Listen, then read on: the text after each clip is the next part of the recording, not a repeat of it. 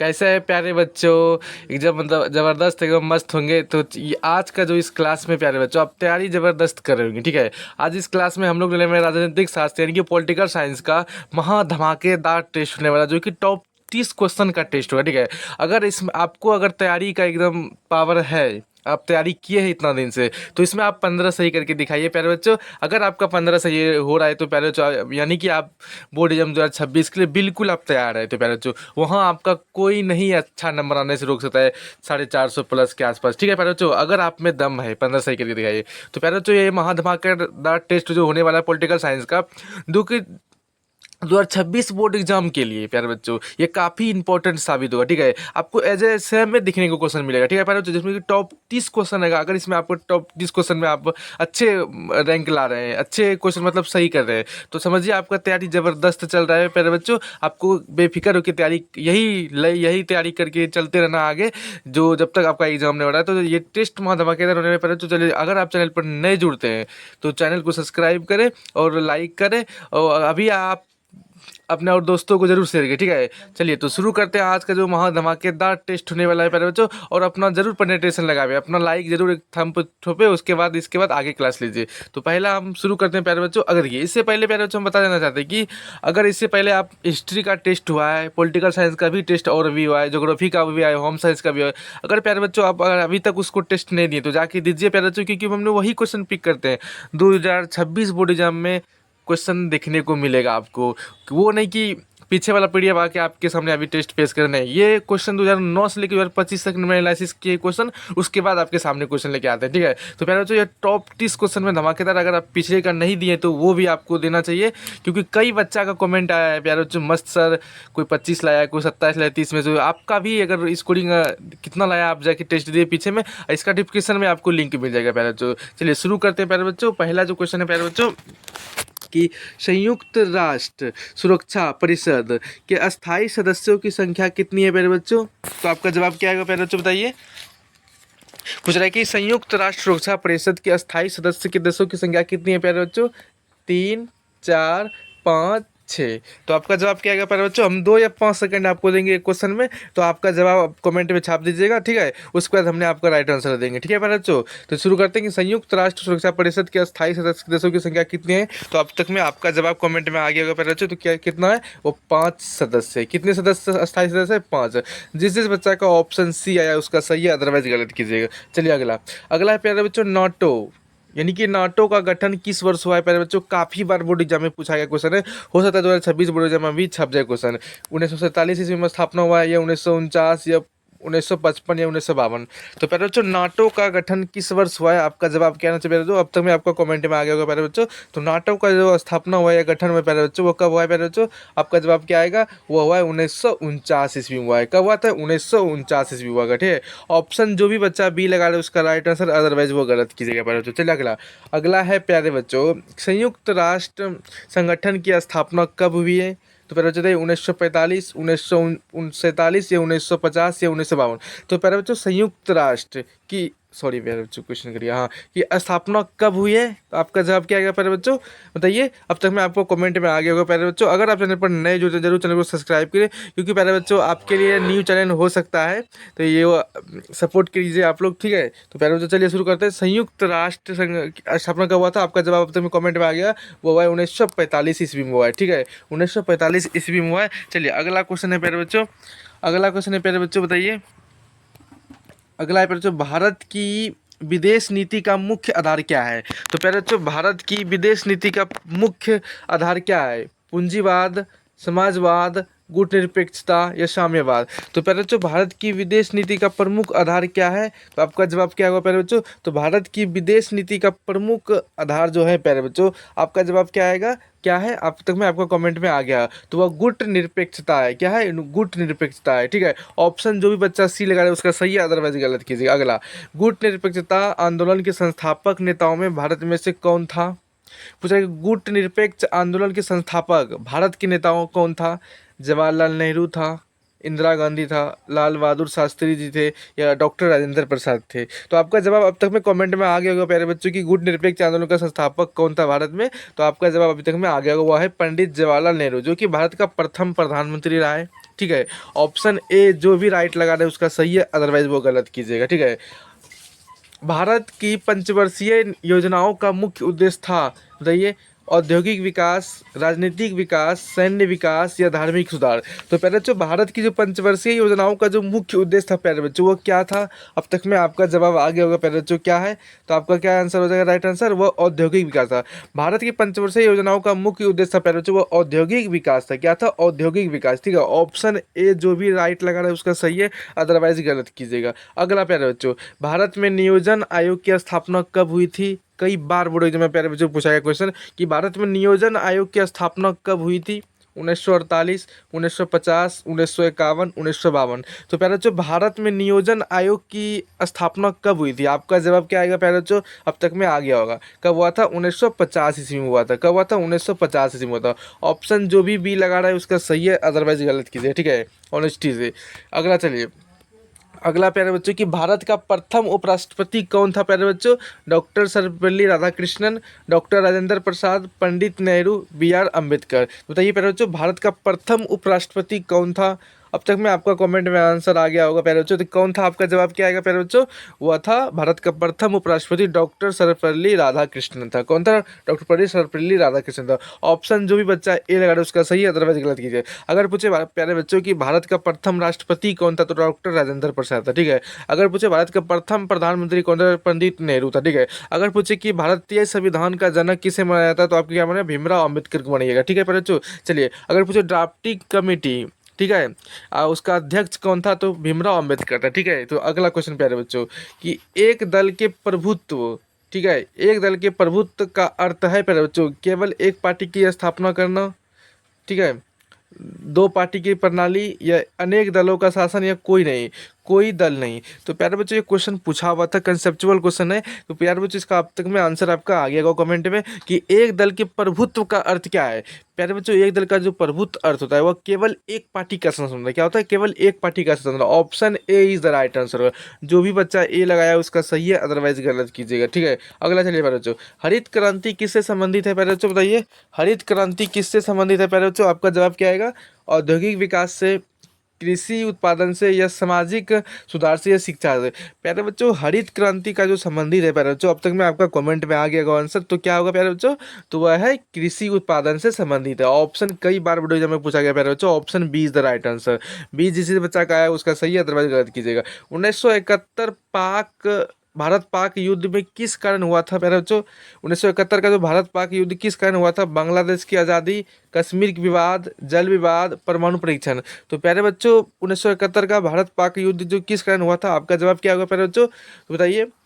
तो बांग्लादेश की आज़ादी था। ऑप्शन जो भी बच्चा ए लगाया उसका सही है, अदरवाइज वो गलत कीजिएगा। Option A is the right answer, ठीक है। आपको 2 या 5 सेकंड टाइम देते हैं आंसर सोचने का, अपना कमेंट में दे दीजिए आंसर, ठीक है। उसके बाद लास्ट में अपना स्कोरिंग कितना हुआ, आपका टोटल मार्क, वो अपना कमेंट में लिख दीजिएगा कि मेरा सर 28 सही हुआ, 25 सही हुआ, 15 सही हुआ, 16 सही हुआ, ठीक है। आप जरूर कमेंट में अपना आंसर टिक कर दीजिएगा, ठीक है मेरा बच्चों। इससे क्या होता है, हमको वो पता चलता है कि किस बच्चा का कितना आ रहा है, यानी कि किस तरह से बच्चा तैयारी कर रहा है, ठीक है मेरे बच्चों। उसका रिप्लाई भी मिलता है, ठीक है मेरे बच्चों। भारत में आपातकाल कब लागू किया गया था प्यारे बच्चों? 1972, 1975, 1977, 1978, ठीक है। बताइए 1980। तो प्यारे बच्चों, भारत में जो आपातकाल जो लागू हुआ था प्यारे बच्चों, आपका जवाब क्या आएगा? वो हुआ था, बताइए, वो कब हुआ था प्यारे बच्चों? भारत में जो आपातकाल लागू हुआ था प्यारे बच्चों, 1975 ईस्वी में लागू हुआ था। कब हुआ था? 1975 ईस्वी में लागू हुआ था। Option B is the right answer. अगर प्यारे बच्चों अब तक में आंसर आपका कमेंट में आ गया होगा, ठीक है। अगर प्यारे बच्चों अगर पूछे कि भारत में आपातकाल किस प्रधानमंत्री के समय कार्यकाल में हुआ था, तो आपका जवाब क्या आएगा? इंदिरा गांधी के कार्यकाल में हुआ था, ठीक है। ये क्वेश्चन कई बार बोर्ड एग्जाम में पूछा गया, ठीक है। अगर पूछे प्यारे बच्चों 1980 बीजेपी का स्थापना कब किया गया था, तो बीजेपी का तो 1980 ईस्वी में स्थापना किया, ठीक है, भारतीय जनता पार्टी का, ठीक है। ये क्वेश्चन बहुत बार पूछा गया है। अगला, 1977 के चुनाव में कांग्रेस की हार के बाद कौन सी सरकार बनी थी? ये क्वेश्चन पूछा हुआ बोर्ड एग्जाम का है प्यारे बच्चों, 12th का, ठीक है। 1977 के चुनाव में कांग्रेस की हार के बाद कौन सी सरकार बनी है? जनता पार्टी, भाजपा, सीपीआई या कांग्रेस प्रथम।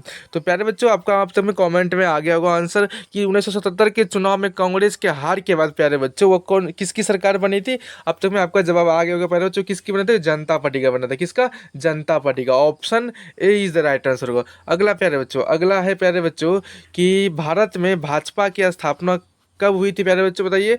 19 75, 1980, 1985 या 1991। तो प्यारे बच्चों, भारत में भाजपा की स्थापना कब हुई है बताइए, कब हुआ? तो आपका अभी अमित पहले थोड़ा देर बताइए तो कब हुआ था स्थापना, आपका कमेंट में आ गया आंसर कब हुआ था। तो वह 1980 ईस्वी में हुआ था। कब हुआ था? 1980 ईस्वी में हुआ था। ऑप्शन जो भी बच्चा बी लगा रहा है उसका सही है, अदरवाइज गलत कीजिएगा, ठीक है। अगला चलिए प्यारे बच्चों की सूचना का अधिकार आरटीआई अधिनियम कब लागू हुआ था? प्यारे बच्चों बताइए, सूचना का अधिकार आरटीआई अधिनियम कब लागू हुआ था? 2002 ईस्वी में, 2005 ईस्वी में, 2006 ईस्वी में, 2010 ईस्वी में। तो प्यारे बच्चों, सूचना का अधिनियम यानी कि आरटीआई अधिनियम कब लागू होता है? आपका जवाब क्या आएगा प्यारे बच्चों? अब तक में कमेंट में आ गया होगा प्यारे बच्चों, तो आपका जवाब क्या होगा बताइए। तो क्या होगा प्यारे बच्चों? जवाब आपका वो होगा 2005 ईस्वी में हुआ था, ठीक है, 2005 ईस्वी में हुआ था। ऑप्शन बी जो भी बच्चा लगा रहा है उसका सही है, अदरवाइज गलत कीजिए। प्यारे बच्चों 15 नंबर क्वेश्चन थोड़ा कन्फ्यूजन था, हाँ ठीक है 15 नंबर, नहीं नहीं सॉरी सॉरी, भाजपा पूछ रहे प्यारे बच्चों, 1980 था, हाँ 1980 था यार। 15 नंबर क्वेश्चन गायब है। ओ हाँ, हाय प्यारे बच्चों, कि वही तो सोची कन्फ्यूज हो गए थे कि राजीव गांधी की हत्या कहाँ हुई थी। ये बोर्ड एग्जाम का काफ़ी बार बोर्ड एग्जाम का पूछा हुआ है। दिल्ली, चेन्नई, श्री पेरू पुदुरु में या कोलकाता में, बड़ा कन्फ्यूजन नाम है प्यारे बच्चों। राजीव, ये तमिलनाडु का शहर का नाम है। राजीव गांधी की हत्या कहाँ हुई थी प्यारे बच्चों? आपका जवाब क्या आएगा?